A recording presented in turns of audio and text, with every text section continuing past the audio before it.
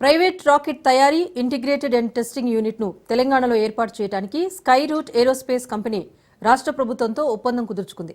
ఈ మేరకు హైదరాబాద్కు చెందిన అంతరిక్ష సాంకేతిక రంగంలోని కంపెనీ స్కై రూట్తో దావోస్లో ముఖ్యమంత్రి రేవంత్ రెడ్డి, మంత్రి దుద్దిల్ల శ్రీధర్ బాబు సమక్షంలో అవగాహన ఒప్పందంపైన సంతకాలు చేశారు. ఈ ఒప్పందం ప్రకారం స్కై రూట్ కంపెనీ తెలంగాణలో ఇంటిగ్రేటెడ్ ప్రైవేట్ రాకెట్ తయారీ, ఇంటిగ్రేషన్ టెస్టింగ్ యూనిట్ను ఏర్పాటు చేయనుంది. ఇందుకోసం కంపెనీ దాదాపు 500 కోట్ల రూపాయల పెట్టుబడి పెట్టనుంది. ఒప్పందం పట్ల ముఖ్యమంత్రి సంతోషం వ్యక్తం చేశారు. హైదరాబాద్కు చెందిన సంస్థ అత్యాధునిక సాంకేతిక అంతరిక్ష రంగంలో విజయం సాధించడం గర్వంగా ఉందన్నారు.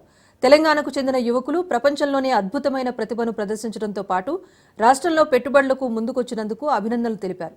దావోస్లో జరిగిన అర్బన్ మొబిలిటీ పైన రౌండ్ టేబుల్ సమావేశంలో సీఎం రేవంత్ రెడ్డి పాల్గొన్నారు. 4 ముఖ్యమైన అంశాలను సీఎం ప్రస్తావించారు. హైదరాబాద్ను భవిష్యత్ నగరంగా తీర్చిదిద్దుతామని తెలిపారు.